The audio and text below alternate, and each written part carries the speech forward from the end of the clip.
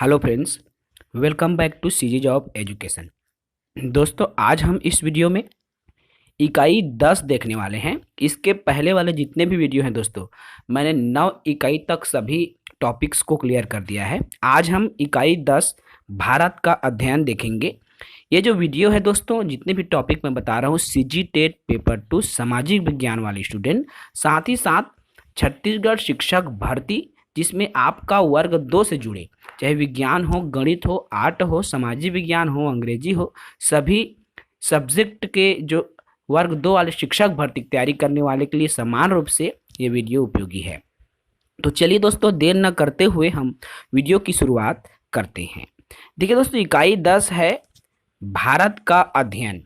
देखिए, इसमें तो आपका पहला जो टॉपिक है दोस्तों, ठीक है, भू आकृति प्रदेश, ठीक है ना, भू आकृति प्रदेश। तो इसमें आप केवल भारत से जुड़ी कुछ सामान्य जानकारियां हैं, जैसे भारत की जनसंख्या, भारत का क्षेत्रफल कितना है, साक्षरता दर से जुड़ी चीजें, ये सामान्य जानकारी है।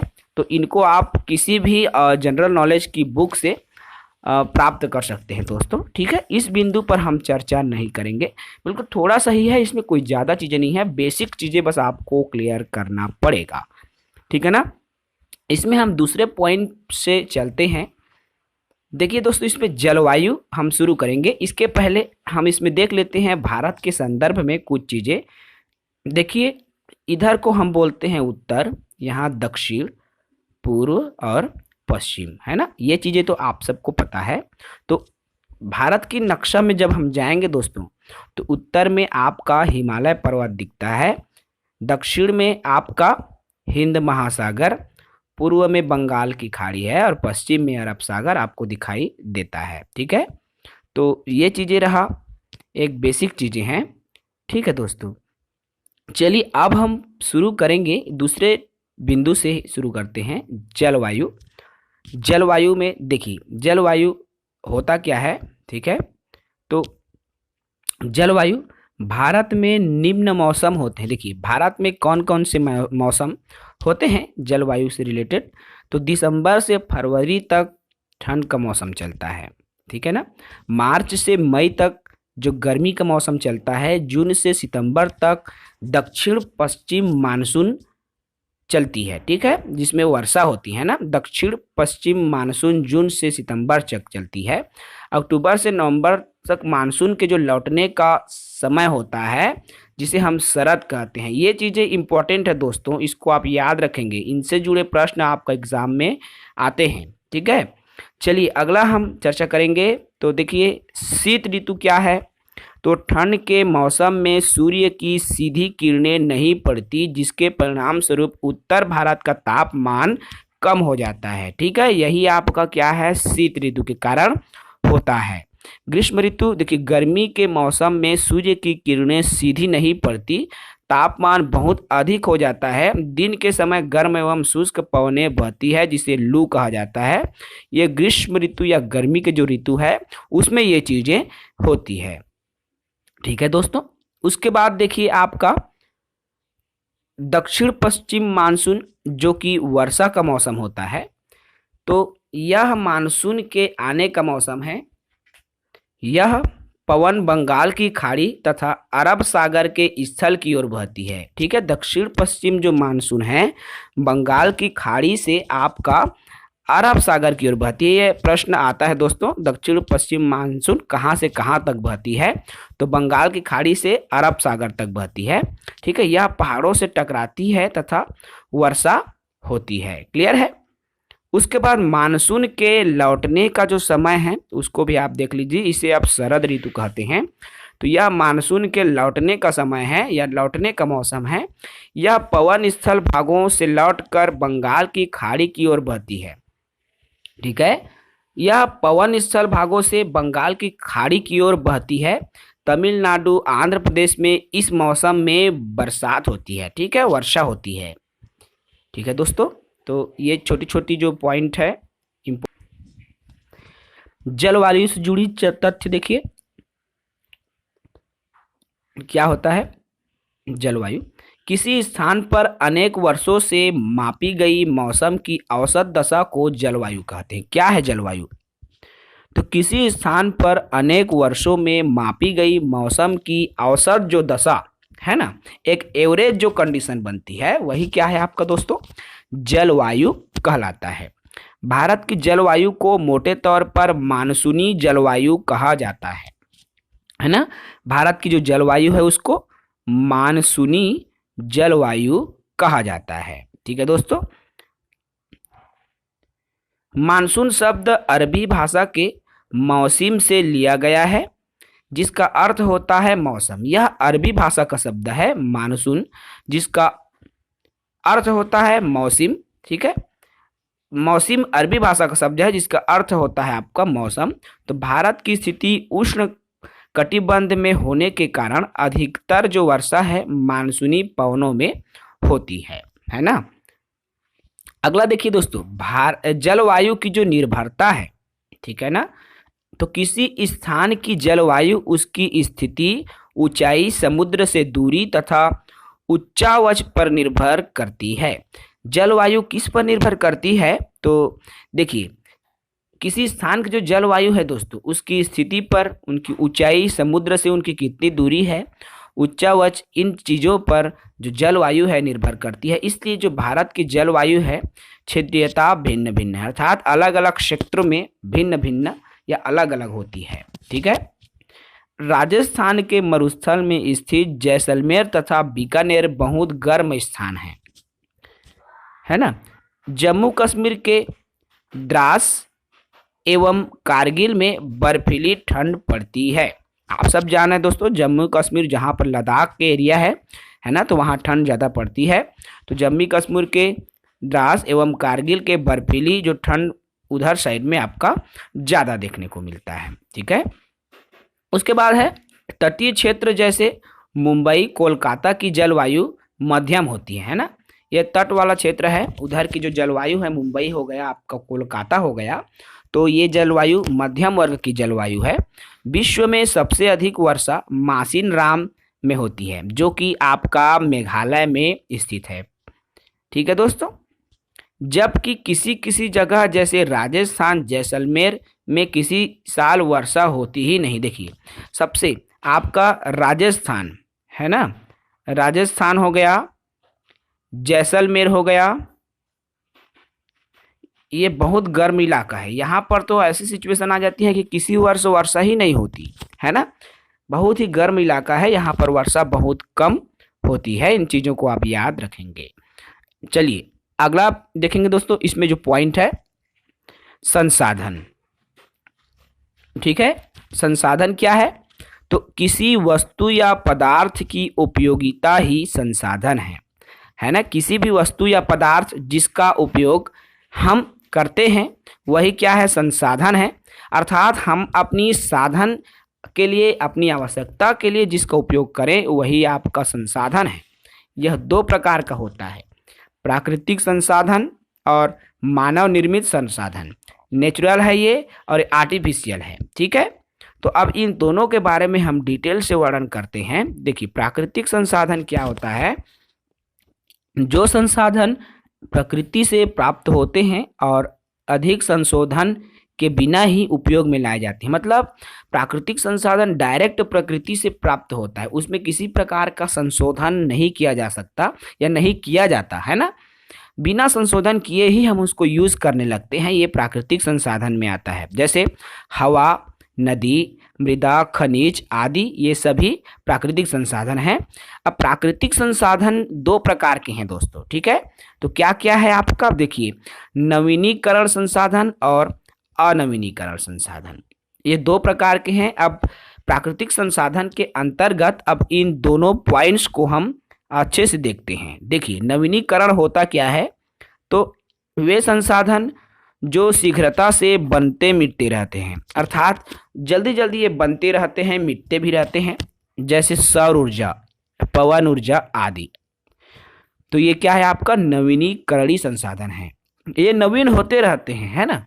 लेकिन कुछ नवीनीकरणीय संसाधन जो है अंधाधुंध उपयोग करने से उनके भंडार को नुकसान होता है, ठीक है। जैसे जल, मृदा, वन। तो जल का ज़्यादातर अनावश्यक यूज करने से भी आजकल क्या हो रहा है, जल स्तर जो है नीचे जा रहा है ना।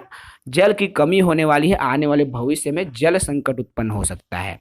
मृदा और वन भी एक बहुत बड़ा कारण, तो भले ही ये आता नवीनीकरण में है, लेकिन इनका वर्तमान में अंधाधुंध उपयोग होने की वजह से ये क्या है, आने वाले समय में इसका जो नुकसान है हमें ही अर्थात मानव समुदाय को ही झेलना पड़ सकता है। इसी में आपका देखिए प्राकृतिक संसाधन के अंतर्गत ही दूसरा है अनवीनीकरण संसाधन। तो वे संसाधन जिनका भंडार सीमित है, भंडार एक बार समाप्त हो जाने के बाद पुनः उत्पादन नहीं होता है ना। अनवीनीकरण संसाधन जो सीमित मात्रा में उपलब्ध है, भंडारण किया गया है, जिसको एक बार निकाल देने पर वह खाली हो जाएगा, है ना। इसे पुनः उत्पादन करने में लाखों वर्ष लग जाते हैं। ये क्या है, आपका अनवीनीकरण संसाधन कहलाते हैं। जैसे कोयला, पेट्रोलियम, प्राकृतिक गैस, ये सब चीजें आपका अनवीनीकरण संसाधन के अंतर्गत आते हैं। अब इसका देखिए दूसरा है, पहला हमने देखा प्राकृतिक संसाधन जिसमें नवीनीकरण और गैर नवीनीकरण या अनवीनीकरण पढ़ा है। उसके बाद दूसरा है मानव निर्मित संसाधन, आर्टिफिशियल चीजें हैं। तो देखिए जिस प्राकृतिक संसाधन का जो उपयोग पुल, सड़क, मशीन, वाहन आदि बनाने में करते हैं उसे मानव निर्मित संसाधन कहते हैं, ठीक है। जैसे देखिए इसमें लोगों की योग्यता, जैसे आईटी, इसमें लोगों की योग्यता, शारीरिक, मानसिक सभी चीजें आते हैं, है ना। देखिए इसमें क्या है, मानव निर्मित संसाधन में लोगों की जो अयोग्यता है, इसको थोड़ा भूल जाएंगे, लोगों की जो योग्यता है वो आते हैं, चाहे शारीरिक योग्यता हो, अर्थात शारीरिक योग्यता का उपयोग करके या मानसिक दिमाग का उपयोग करके जो चीजें हम निर्मित करते हैं मानव के उपयोग के लिए, वही आपका क्या है, मानव निर्मित संसाधन के अंतर्गत आता है। क्लियर है दोस्तों। चलिए ये इंपॉर्टेंट फैक्ट, इंपॉर्टेंट जो चीज है उसको आप याद कर लेंगे। CITES, सिटीज या क्या है ये, देखिए the convention on international trade in endangered species of wild fauna and flora, देखिए है ना, फ्लोरा। तो क्या है ये CITES, इसका जो पूरा नाम है, तो सरकारों के बीच एक अंतर्राष्ट्रीय समझौता है, ठीक है। ये क्या है, सरकार के बीच में अंतर्राष्ट्रीय समझौता है। इसका जो उद्देश्य है यह सुनिश्चित करना कि वन्य प्राणी व पौधों के नमूनों के अंतर्राष्ट्रीय व्यापार में उनके जीवन से कोई खतरा नहीं है, है ना। ये जो है सुनिश्चित करता है। मोटे तौर पर पशुओं की जो है 5000 जातियां, पौधों की 28,000 जातियां रक्षित की गई है। भालू, डॉल्फिन, कैक्टस, प्रवाल, एलो, ये सभी चीजें, ठीक है। अब उसको देखेंगे, खनिज के बारे में देख लेते हैं, ठीक है। तो खनिज होता क्या है, देखिए प्राकृतिक रूप से प्राप्त होने वाले पदार्थ जिसका निश्चित रासायनिक संगठन हो वह खनिज है, ठीक है दोस्तों। खनिज क्या है, प्राकृतिक रूप से अर्थात भूगर्भ के अंदर से प्राप्त होता है और इसका जो निश्चित रासायनिक संगठन होता है, अर्थात निश्चित रासायनिक संगठन से मिलकर यह निर्मित होता है, यही क्या है, आपका खनिज कहलाता है। खनिज 2 प्रकार का होता है, क्या क्या है, तो उसको भी आप देखें। तो खनिज के 2 प्रकार हैं, इसमें आपका धात्विक खनिज और अधात्विक खनिज। धात्विक खनिज लौह अयस्क, बॉक्साइट, मैग्नीज आदि, जिसमें धातु की मात्रा होती है, ठीक है। तो लौह अयस्क इसके अंतर्गत आएंगे, बॉक्साइट आएंगे, मैग्नीज आएंगे, ठीक है। अधात्विक जिसमें धातु की मात्रा ना हो, जैसे चूना पत्थर, अभ्रक, जिप्सम, पेट्रोल, कोयला, ये सब आपका अधात्विक के अंतर्गत आते हैं।